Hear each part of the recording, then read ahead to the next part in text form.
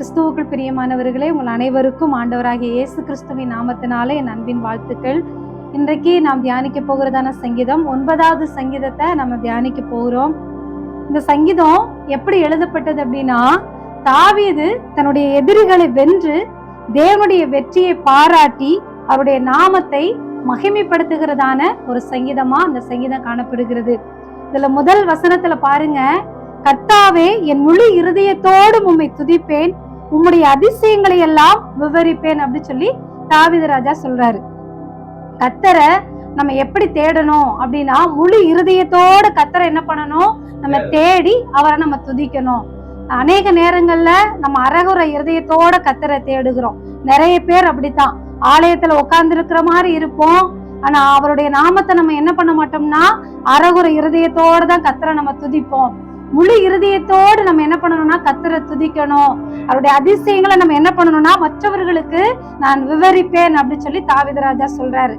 தாவீது ஒரு ராஜா, அவருக்கு எவ்வளவு வேலைகள் இருந்திருக்கும், எவ்வளவு ரொம்ப அநேக வேலைகள் ஒரு ராஜாவுக்கு இருக்கும். இப்ப சாதாரணமா நம்ம நாட்டுல ஒரு ராஜா இருக்கிறாங்க அப்படின்னா அவங்களுக்கு காலையில எந்திரிச்சதுல இருந்து நைட்டு வரைக்கும் நிறைய வேலைகள் இருக்கு. அப்ப தாவீது பாருங்க, ஒரு ராஜாவாக இருந்த போதிலும் கூட அவருடைய அதிசயங்களை மற்ற ஜனங்களுக்கு என்ன பண்ணாரா, அவர் ஆண்டவர் தாவீது ராஜாவுக்கு செய்த அதிசயங்களை மற்றவங்களுக்கு விவரித்து சொன்னாராம்.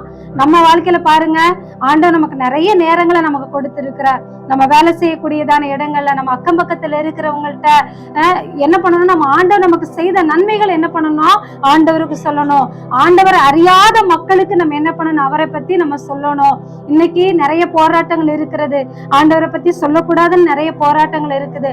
ஆனா ஆண்டவருடைய வார்த்தை சொல்லுகிறது, நீதி நிமித்தம் துன்பப்படுகிறவர்கள் பாக்கியவான்கள். நம்ம ஆண்டவர் நிமித்தமா நம்ம துன்பப்பட்டோம்னா, ஆண்டவருடைய வார்த்தையை மற்றவங்களுக்கு சொல்லுகிறது நிமித்தமா நம்ம துன்பப்பட்டோம்னா நம்ம பாக்கியவான்கள். அதனால ஆண்டவரை பத்தி சொல்றதுக்கு, ஆண்டவர் நமக்கு செய்த அதிசயங்களை மற்றவங்களுக்கு சொல்லுகிறதுக்கு ஒரு நாள் என்ன பண்ணாதீங்க, வெட்கப்படாதீங்க. ஏன் அப்படின்னா, நம்ம ஆண்டவருடைய சமூகத்துல நிற்கும் போது கர்த்தர் நம்மளை பத்தி என்ன பண்ணுவாரா, சாட்சி கொடுப்பார். அவரை பற்றி மற்ற ஜனங்களுக்கு என்ன பண்ண, தூதர்களுக்கு முன்பாக ஆண்டவர் நம்மளை அறிக்கை பண்ணுவாராம். நல்லா யோசித்து பாருங்க, இது இதோட அழியக்கூடியதான விஷயம் அல்ல. தேவனுடைய தூதர்களுக்கு முன்பாக ஆண்டவர் நம்மளை என்ன பண்ணுவாரா, மகிமைப்படுத்துவாராம். அதனால அது காலேஜ்லயா இருக்கலாம், அல்ல ஸ்கூல்லயா இருக்கலாம், எந்த இடத்துல வெட்கப்படாதீங்க. நீங்க ஆண்டவரை பத்தி, ஆண்டோடைய வார்த்தையை பத்தி, ஆண்டவரை பத்தி அறிமுகமே இல்லாத ஜனங்களுக்கு, பிள்ளைகளுக்கு நீங்க அவரை பத்தி சொல்லும் பொழுது ஆண்டருடைய அந்த ஒரு பெரிய ஊழியத்தை அந்த இடத்துல நீங்க செய்யறீங்க. ஒருவேளை நீங்க நினைக்கலாம், நான் சர்ச்சைக்கு போறேன், ஆராதனை செய்யல, இல்ல நான் வசனத்தை போதிக்கல நீங்க நினைக்கலாம். ஆனா ஒன்றை மட்டும் நினைச்சுக்கோங்க, நீங்க ஆண்டவரை பத்தி நீங்க சொல்லும் பொழுது தேவனுடைய நாமம் உங்கள் மூலமாக என்ன பண்ணணும், மகிமைப்படும். இந்த அதைத்தான் பார்க்கிறோம். அதே போல பாருங்க, அதுல 11வது வசனத்திலையும் பாருங்களேன், சியோனில் வாசமாய் இருக்கிற கர்த்தரை கீர்த்தனம் பண்ணி அவர் செய்கைகளை ஜனங்களுக்குள்ளே அறிவியுங்கள் என்று பார்க்கிறோம். நம்ம ஆண்டவரை பத்தி ஜனங்களுக்குள்ள என்ன பண்ணணும், சொல்லணும். ஆண்டவரை அறியாத மக்கள்கிட்ட நம்ம சொல்லணும். அதே போல 13வது வசனத்துல பாருங்களேன், மரண வாசல்களிலிருந்து என்னை தூக்கி விடுகிற கர்த்தாவே, நான் உம்முடைய துதிகளை எல்லாம் சியோன் குமார்த்தியின் வாசல்களில் விவரித்து உம்முடைய ரட்சிப்பினால் களி கூறும்படிக்கு. அப்போ இன்னைக்கு ஒன்றை நினைச்சுக்கோங்க, நாம ஆண்டவரை பத்தி மற்ற ஜனங்களுக்கு என்ன பண்ணணும்னா சொல்லணும். அது ஒரு பெரிய ஊழியமா நீங்க நினைச்சுக்கோங்க. ஆண்டவரே, நம்ம எப்படி ரட்சிக்கப்பட்டோம், நமக்கு யாரோ ஒருத்தர் சொல்லிதான் நம்ம ரட்சிக்கப்பட்டோம். அதே போல நீங்களும் ஆண்டவர் அறியாத மக்களுக்கு அவருடைய வார்த்தையை நீங்க சொல்லும் பொழுது கர்த்தர் நிச்சயமாக உங்களை என்ன பண்ணுவார்னா ஆசீர்வதிப்பார். ஒரு நாள் கூச்சப்படாதீங்க, ஐயோ இதை நான் சொல்லிட்டேன்னா அவங்க என்ன நினைப்பாங்க, இது மூலமா பெரிய ஒரு பிரச்சனை வந்துருமா அப்படின்னு சொல்லி நினைக்காதீங்க. நீங்க ஆண்டவருடைய நாமத்தை நீங்க மகிமைப்படுத்தி, ஆண்டவரே இந்த வார்த்தையை உண்மை குறித்து நான் அவங்கள்ட்ட சொல்றேன், அவங்க இந்த வசனத்தை ஏற்றுக்கொள்ளணும் அப்படின்னு சொல்லி அவருடைய நாமத்தை நீங்க சொல்லும் பொழுது கர்த்தர் நிச்சயமாக உங்களை என்ன பண்ணுவார்னா ஆசீர்வதிப்பார். நிறைய வசனங்கள், ரொம்ப அருமையான ஒரு சங்கீதம். அதுல குறிப்பிட்ட ஒரு வசனத்தை மட்டும் நான் சொல்றேன். அதுல பாருங்களேன், 9வது வசனம் ரொம்ப அருமையான வசனம். சிறுமைப்பட்டவனுக்கு கர்த்தர் அடைக்கலமானவர், நெருக்கப்படுகிற காலங்களில் அவரே தஞ்சமானவர். சிறுமைப்பட்டவனுக்கு யார் அடைக்கல அப்படின்னா கர்த்தர் தான் அடைக்கல. நம்மளா சிறுமியானவர்கள் தான். நம்ம சிறுமைப்பட்டவனுக்கு கர்த்தர் அடைக்கலமான தேவன். நம்ம அநேக நேரங்கள்ல சிறுமையா ஒருவேளை ஆண்டவரே நான் இப்படிப்பட்ட ஒரு துன்பத்துல இருக்கிறனே, என்னை யாருமே கண்டுகொள்ளலையேன்னு சொல்லி நீங்க நினைக்கும் போது ஆண்டோடைய வார்த்தை சொல்லுகிறது, சிறுமைப்பட்டவனுக்கு கர்த்தர் அடைக்கலமானவர். நீங்க நெருக்கப்படுகிற காலங்களில் யார் தஞ்சம் அப்படின்னா கர்த்தர் தான். நமக்கு நெருக்கங்களும் பலவிதமான சூழ்நிலைகளும் நம்ம நெருக்கும் போது, ஒரு விடை தெரியாத ஒரு சூழ்நிலையில நம்ம இருக்கும் போது கர்த்தரை நோக்கி ஜெபம் பண்ணி பாருங்க. ஆண்டவரே, எனக்கு இந்த காரியங்கள் எனக்கு உதவி செய்ய யாரும் இல்ல, நான் நெருக்கப்பட்ட ஒரு சூழ்நிலையில நான் இருக்கிறேன், விடை தெரியாமல் நான் இருக்கிறேன், ஆண்டவரே எனக்கு நீங்க தஞ்சமா இருங்கன்னு சொல்லி அவருடைய சமூகத்துல நீங்க ஜெபித்து பாருங்கள். கர்த்தர் உங்களுக்கு தஞ்சமா இருந்து உங்களுடைய காரியங்களை ஆண்டவர் வாக்கிய பண்ணுவார். எங்களுடைய வாழ்க்கையில நாங்க நிறைய நேரங்கள்ல நெருக்கமான சூழ்நிலையில, பலவிதமான தாங்க முடியாத சூழ்நிலையில நாங்க கடந்து வரும்போதெல்லாம் நாங்க ஒரு நாள் மனிதனை தேடி போனதே கிடையாது. ஏன் அப்படின்னு, அந்த ஊழியத்திற்கு அழைத்தவர் நீங்க தான் ஆண்டவரே, எங்களை நீங்க நடத்த, எங்களுடைய தேவைகளை யாருக்கும் நாங்க மற்றவங்களுக்கு சொன்னதே கிடையாது. எங்களுடைய பிள்ளைகளுடைய படிப்புகளா இருக்கட்டும், ஒரு நாள் நாங்க மற்றவங்கள்ட்ட சொல்லி எங்களுடைய இதை நாங்க காணிச்சதே கிடையாது. ஏன் அப்படின்னா, நம்மளை அழைத்தவர் யார் அப்படின்னா கர்த்தர். அவருடைய சமூகத்துல நம்ம சொல்லும் பொழுது நம்முடைய காரியங்களை கர்த்தர் என்ன பண்ணுவார்னா வாக்கிய பண்ணுவார். ஒரு நாளும் உங்களுடைய துன்பங்களையும் சரி, உங்களுடைய தேவைகளையும் ஒரு நாளும் மனிதனிடத்துல போய் எனக்கு இவ்வளவு தேவைகள் இருக்குது, நான் இவ்வளவு நெருக்கப்படுகிறேன், எனக்கு உதவி செய்யுன்னு சொல்லிட்டு ஒரு நாள் மனிதர்கள்ட்ட போய் நீங்க நிக்காதீங்க.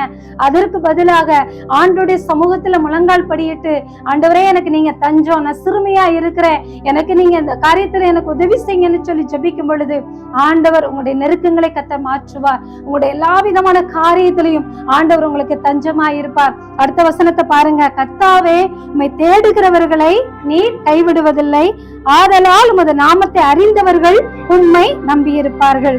கர்த்தரை தேடணும் அப்படின்னா ஒரு நாள் ஆண்டவர் நம்மளை கைவிட மாட்டார். அப்ப ஏன் பல நேரங்கள்ல நம்ம ஒரு கைவிடப்பட்டதான ஒரு சூழ்நிலையில இருக்கிறோம், ஆண்டவர் என்னை கைவிட்டுட்டாரோ, எனக்கு பல குறைவுகள் ஏன் வருது அப்படின்னா நீங்க நினைச்சு பார்க்கணும், நான் கர்த்தரை சரியா தேடல, அவருடைய வார்த்தையை நான் படிக்கல, நல்லா செபிக்கல. சில நேரங்கள்ல பாருங்களேன், நமக்கு குறைவுகள் கடந்து வரும் பொழுதெல்லாம் நீங்க உங்களை ஆராய்ந்து பாருங்க, என்னுடைய வாழ்க்கையில ஏன் இப்படி குறைவுகள் கடந்து வருகிறது, ஏன் போராட்டம் எனக்கு கடந்து வருது அப்படின்னு சொன்னா நம்ம கர்த்தரை தேடாமல் இருக்கும் பொழுதுதான் சில நேரங்கள் அந்த குறைவுகளை கர்த்தரை அனுமதிப்பார். ஏன்னா நீங்க நம்ம ஆண்டவர் அதிகமா நம்ம தேடணும், அவரை நெருங்கி சேரணும். நீங்க அப்படி சேரும் பொழுது ஆண்டவர் ஒரு நாள் நம்மளை கைவிடவே மாட்டாரா. நிறைய வசனங்களை நம்ம பார்க்கிறோம். ஆமோஸ் 5:4 பார்க்கிறோம், கர்த்தரை தேடுங்கள் அப்பொழுது பிழைப்பீர்கள். நமக்கு பிழைப்பு எதுல? நம்ம பிழைக்கணும் அப்படின்னா கர்த்தரை தேடணும் அப்படின்னா நம்ம பிழைப்போம். அநேக நேரங்கள்ல நம்ம ஒருவேளை ஆண்டவர் நம்மளை கைவிட்ட மாதிரி இருக்கும். பல நேரங்களை நம்ம உணர்ந்திருக்கிறோம், ஆண்டவரே என்னை கைவிட்டுட்டீங்களோ அப்படின்னு சொல்லி பல நேரங்களை நம்ம அழுது புலம்புவோம். ஆனா நீங்க கர்த்தரை மட்டும் தேடி பாருங்களேன், நமக்கு பிழைப்பு நிச்சயமா நம்ம பிழைப்போமா. அப்போ ஒவ்வொரு நாளும் நீங்க என்ன பண்ணணும்னா கர்த்தரை தேடிக்கொண்டே இருக்கணும். அதை விட்டு நீங்க என்ன பண்ணக்கூடாது, விலகவே கூடாது. நம்ம சங்கீதம் 34:10 வாசிக்கிறோம் அல்லவா, சிங்கக்குட்டிகள் தாழ்ச்சி அடைந்து பட்டினியா இருக்குமா, ஆனா கர்த்தரை தேடுகிறவர்களுக்கோ ஒரு நன்மையும் குறைபடாது என்று பார்க்கிறோம். நீங்க கர்த்தரை மாத்திரம் தேடி பாருங்களேன், உங்களுடைய எல்லா குறைவுகளையும் கர்த்தர் நிறைவாக்குவார். பாருங்க, காட்டுக்கே ராஜா சிங்கம், அதுவே பட்டினியா இருக்குமா, ஆனா கர்த்தரை நம்ம தேடணும் அப்படின்னா ஒரு குறைவையும் நம்ம என்ன பண்ண மாட்டோம், பார்க்க மாட்டோம். ஆண்டவர் நமக்கு ஒரு குறையுமே வைக்க மாட்டாரு. அது எப்பேற்பட்ட சூழ்நிலையா இருந்தாலும் சரி நமக்கு ஒரு குறையுமே வராது. அப்போ நமக்கு குறைவுகள் இருக்குது அப்படின்னா நம்ம சரியா ஆண்டவரை தேடல, இன்னும் கிட்டி நெருங்கி சேரல. அப்ப சில குறைவுகள் நமக்கு கடந்து வரும். அந்த நேரங்கள்ல நம்ம ஆண்டவரை தேடும் பொழுது ஆண்டவர் நம்முடைய குறைவுகள் ஆண்டவர் என்ன பண்ணுவாரு, நிறைவாக்குவார். 1 நாளாகமம் 16:11 வாசிக்கிறோம், கர்த்தரையும் அவர் வல்லமையையும் நாடுங்கள், அவர் சமூகத்தை நித்தமும் தேடுங்கள். அதை பாருங்க, ஆண்டு சொல்ல நித்தமும் தேடுங்கள். வாரத்துல ஒரு நாள் மட்டுமல்ல, ஞாயிற்றுக்கிழமை மட்டுமல்ல, அல்லது சனிக்கிழமை மட்டுமல்ல, நித்தமும் கர்த்தரை தேடும் பொழுது அந்த ஆசீர்வாதங்கள் நமக்கு என்ன பண்ணும், கடந்து வரும். அப்ப கர்த்தரையும் அவர் வல்லமையும் நாடுங்கள், அவர் சமூகத்தை நித்தமும் தேடுங்கள். என்னைக்கோ ஒரு நாள் மட்டுமல்ல, அந்த ஒரு நாள் சில பேர் என்ன பண்ண மாட்டோம், ஆண்டவரை தேடி வரமாட்டோம். ஆனா ஆண்டோடைய சமூகத்துல இந்த இடத்துல அமர்ந்து இருக்கிற நாம் பாக்கியவான்கள். அப்ப ஆண்டவர் என்ன பண்ணணும்னா நம்ம நித்தமும் தேடுகிற ஒரு பாக்கியத்தை நம்ம வச்சிருக்கணும். நைட்ல பிரேயர், ஃபேமிலி பிரேயர் அப்படின்னா நம்ம என்ன பண்ணணும், அதை ரொட்டீனா நடத்திக்கிட்டே இருக்கணும். அதுல ஒரு நாள் என்ன பண்ணக்கூடாது, நம்ம மாறக்கூடாது. சாத்தான் சாத்தான் சில நேரங்கள்ல தடைகளை கொண்டு வரத்தான் செய்வான். இந்த தடைகளை நம்ம முறித்து என்ன பண்ணணும்? நம்ம ஜெபிக்கணும். ஆண்டவரே, இன்னைக்கு நான் ஒரு நாளும் உங்களை நான் தேடாம இருக்க மாட்டேன் அப்படின்னு சொல்லிட்டு ஆண்டவருடைய சமூகத்துல என்ன பண்ணணும்? ஓடி வரணும். அடுத்து ஏசாயா 55:6 நம்ம பார்க்கிறோம். அதுல பாருங்க, கர்த்தரை கண்டடையத்தக்க சமயத்தில் அவரை தேடுங்கள், அவர் சமீபமாய் இருக்கையில் அவரை நோக்கி கூப்பிடுங்கள்.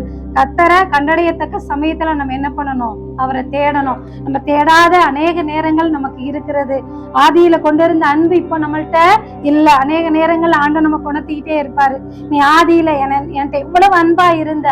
அவருடைய வேதத்தை மணிக்கணக்கா நம்ம வாசித்திருப்போம், மணிக்கணக்கா உட்கார்ந்து ஜெபித்திருப்போம், முழங்கால் படியிட்டு ஜெபித்திருப்போம். இப்ப முழங்கால் நம்மளால போடவே முடியல. ஏன் அப்படின்னா ஆண்டவர் மேல அன்பு குறைஞ்சுக்கிட்டே போகுது.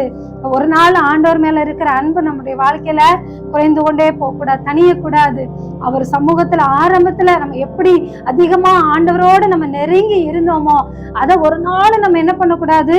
நம்ம பின்னிட்டு நம்ம போகக்கூடாது. அவருடைய சமூகத்துல இன்னும் ஆண்டவரை நம்ம அதிகமாய் தேடும் பொழுது அந்த ஆசீர்வாதங்கள் நிச்சயமாக நம்முடைய வாழ்க்கையில கடந்து வரக்கூடியதா இருக்கிறது. அதுல பாருங்க, 18வது வசனத்துல, எளியவன் என்றைக்கும் மறக்கப்படுவதில்லை, சிறுமைப்பட்டவருடைய நம்பிக்கை ஒருபோதும் கெட்டு போவதில்லை என்று பார்க்கிறோம். நம்ம எளியவர்களா இருந்தாலும் ஆண்டவர் நம்மளை என்ன பண்ண மாட்டாரு? ஒரு நாள் மறக்க மாட்டார். நமக்கு ஒருவேளை பணம் இல்லாமல் இருக்கலாம், சொந்த வீடு இல்லாமல் இருக்கலாம், அநேகரால பகைக்கப்பட்டதான ஒரு சூழ்நிலையில இருக்கலாம். ஆனால் ஆண்டவர் சொல்றாரு, எளியவன் என்றென்றைக்கும் மறக்கப்படுவதில்லை. ஆண்டவர் நம்மளை என்ன பண்ணாரா? உள்ளன் கைகள்ல ஆண்டவர் வரைந்து வைத்திருக்கிறாராம். ஒரு ஸ்திரீயானவள் தன்னுடைய பாலகனை, தன்னுடைய கற்பத்தின் பாலகனை மறந்து போனாலும் ஆண்டவர் உங்களை என்னை ஆண்டவர் ஒரு நாள் மறந்து போகவே மாட்டார். இதை கேட்கிறதான அருமையான கர்த்தருடைய பிள்ளைகளே, இந்த வசனத்தின்படியாக நம்ம ஆண்டவர் அதிகமாக தேடுவோம். ஆண்டவருடைய ஆசீர்வாதத்தை பெற்றுக்கொள்ள வேண்டுமானால் அவரை அதிகமாக தேடி அவருடைய சமூகத்துல நம்ம கடந்து வந்து தினமும் அவரை தேடுங்க. தினமும் வேதத்தை வாசிங்க. ஒரு நாள் ஜெபத்துல சோர்ந்து போகாதீங்க. ஜெபம் பண்ண மறக்காதீங்க.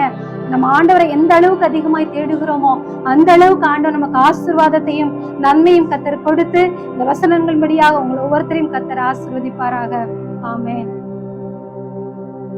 நமது நியூ கவர்னன்ஸ் ஸ்டோன் மினிஸ்ட்ரி சேனலை லைக் பண்ணுங்க, ஷேர் பண்ணுங்க, கமெண்ட் பண்ணுங்க, சப்ஸ்கிரைப் பண்ண மறக்காதீங்க. அப்படியே பக்கத்துல இருக்கிற பெல் ஐக்கானை கிளிக் பண்ணி ஆல்ன்ற ஆப்ஷனை கொடுத்துக்கோங்க. அப்பதான் நாம போடக்கூடியதான வீடியோஸ் எல்லாமே டெய்லி உங்களுக்கு நோட்டிபிகேஷன்ல வரும். God bless you.